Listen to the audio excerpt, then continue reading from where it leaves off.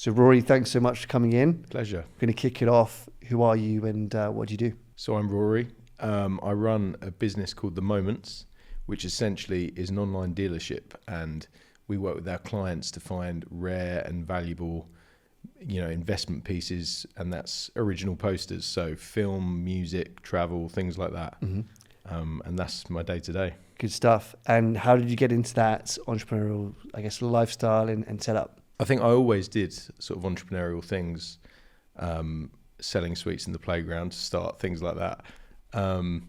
But this happened actually because in COVID, I was previously working in events, and that obviously went quiet. And I bought a few sort of posters myself and needed to sell them for money and realised they'd increased in value. Yeah. And kind of saw an opportunity there. And yeah, that's where it sort of began. Nice, amazing. And off camera, you were talking about going to New York to hand deliver a client a poster. Yes. Or is it would you call it a poster? Or yeah, no, I would. Yeah, absolutely. So they're all original posters. So nice. That was, if it's a Bond film, a Dr. No I sold last week for 25,000. It's the first Bond film. It's a British version from 1962. So that is very much a poster what was on the display at the time. Yeah. And the better condition, a bit like the watch market, classic cars. It's just another sort of niche object, supply and demand. And amazing. Yeah. Obviously, ENTR Tech, the podcast is called Sales and Sports. So going into that sort of world is quite interesting because you were saying you hand delivered it, and obviously it's a high value item. And I was saying to you, I think most stuff is going in person these days. Yes. Obviously, you can do things on Zoom, but going in is like such a differentiator if you want to see clients. Yeah. What's your mode of, sales, and we'll go into, techniques and stuff, but is most of it face-to-face? How does it operate? I would say my USP is I go to the client directly. So a lot of galleries and other dealerships are either online only and operate just as a store. So you kind of need to know what you're looking for. Yeah.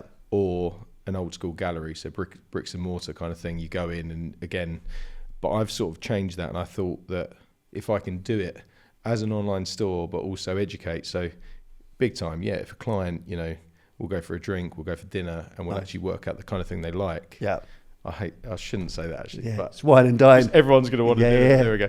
But it's very much that kind of thing where I think relationships, you build a relationship, you find out exactly what they want, and then I kind of guide. So if they're a Bond fan, and they want to spend X, we work out the best thing in their budget to make sure it's kind of collectible and desirable as well. Nice. So it's very consultative. Yeah. Into the approach. And how long would a deal length take for when you first meet someone or speak about a poster? Well, the longest I've had is a year. So someone came to me and looked and was asking me to find something. Yeah. It took a long time to find it, and it kind of completed a year later, which was amazing. But it completely varies depending on the client. And we were talking about social media. Is that where lots of people come to you, or is it through a network? How do you find? Well, I think I was kind of incredibly lucky how long I lasted without really putting any time into social media. Yeah. But it very much is important, and I'm really working on that now, just to sort of build awareness. Nice. And the last few weeks I've started to do that, and consistently, which is the key word on that. Yeah, 100%. To really push it. 100%. The algorithm and big time. A bit like TikTok, Instagram. So that's something I'm trying to do as well. So I've been loving seeing your personal brand as well on Instagram. Gives me a bit of motivation. Yours does as well, believe me. 150 followers, whatever I've got, but actually, it's quite nice to see other people. But also that isn't really the factor you should be looking at anymore. Exactly. It's more about engagement, for sure, and people that actually algorithms and reels. Tell us, how did you come across? Obviously, we met through ENTR Tech. Yeah. How did you come across ENTR Tech? How did you find the program? And years ago, I was looking at tech sales anyway, and I did come across your program. And then I remember early last year, it was kind of a quiet period with work. I think everything going on with Trump and things like that. I was thinking, what do I do? I'm someone who likes to be busy, and I very much came across. I remember looking back and thinking, ENTR Tech, because I do remember finding it. I think Google, really. I think that was how I originally found it. Niche. And then obviously I saw the Instagram and stuff like that, reached out and joined. And, even though I ended up not going into tech sales as such, it's been really beneficial to my business, just to sort of bring more of a modern approach into how it was operating. Yeah. Because I was using Excels and using, very old school. And to remember what customers want and then keep notes, it's been a disaster, early on. Yeah. So now it's in a CRM and things like this. And nice. And any of your work, do you use LinkedIn or is it more? So I do, yeah, and definitely more so because of it. But kind of, again, it's sort of, because it's high value items, it's really hard to build trust, I think, on a lot of, that's why I want to get face to face as soon as possible. I think it's just a better 100%. And in terms of AI, is that something you use day to day in the business? And if so, what do you leverage AI for? Yeah, so sort of ChatGPT very early on, and then everyone's going on about Claude now. Really, so I made the transition over there. I really use it just for admin and sort of operational, and then I never copy and paste a AI generated message, but when sometimes you're like, are there any areas I'm missing in terms of like a proposal or something? For sure, and it's hugely beneficial because there's always something staring you in the face which 100%. You miss.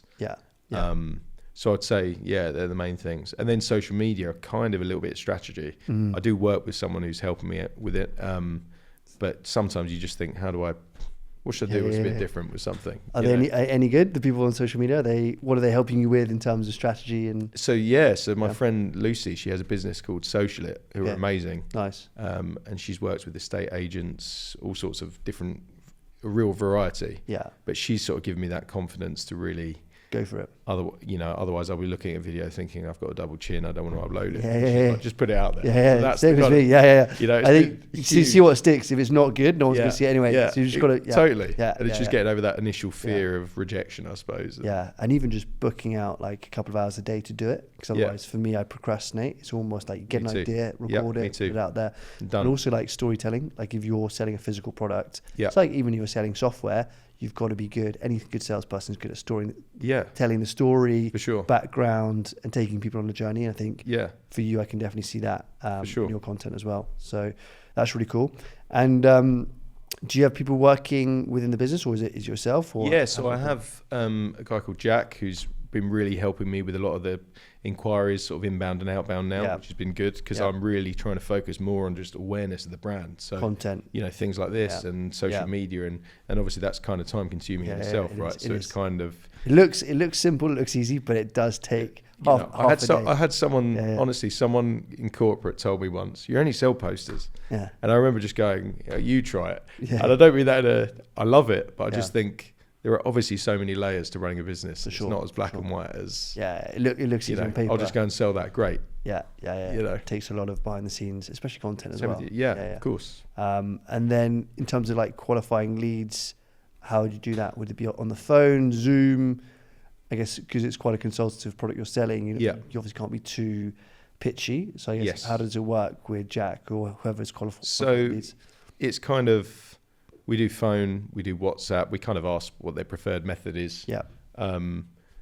Zoom, because it can be international. I would say the US is very close to being 50-50 UK and US in terms of who I sell to. That's my second biggest sort of client base.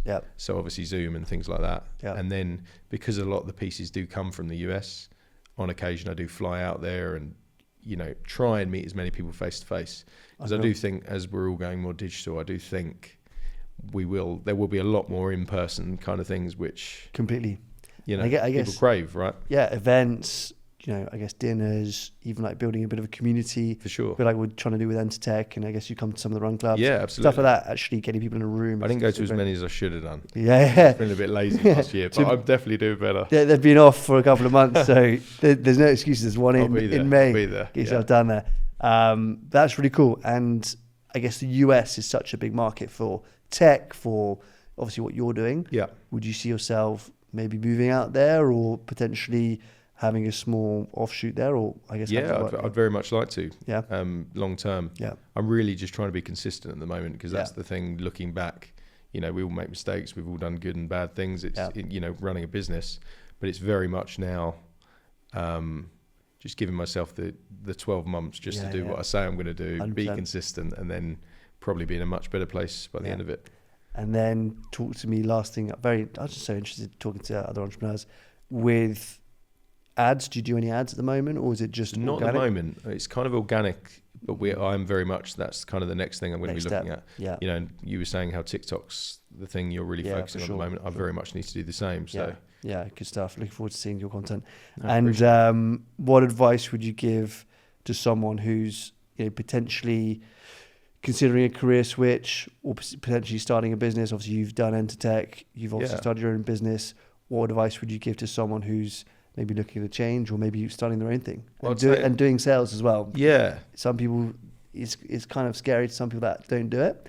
I would also say it's a really good question for me right now, because I would say last year I was 29, about to turn 30. Yeah. I'm 30 now. Nice. I couldn't care less now. Yeah. But I remember a year ago being the weight on my shoulders, thinking, oh my God, how am I not confident, and am I on a path, and all these sort of things. And it's just, forget it, like, do it. Go with the flow. You know, I really think so. And there was, amazing examples in your business, how people who are mid-30s and above who have changed, and they're now doing really well. Yeah. Like, it means nothing. It's all just pressure on ourselves we're putting on. Exactly. So just don't be afraid and take the leap, I think. Good stuff. Awesome, mate. Anything else you want to cover? I think smiling at that. That was really cheesy. That was great. I think that's pretty good. In terms of timeline, I think that's pretty good. We covered most things. So thanks for coming on. Great, and pleasure. Yeah, thanks, Good mate. to see you, mate. Cheers. Thanks.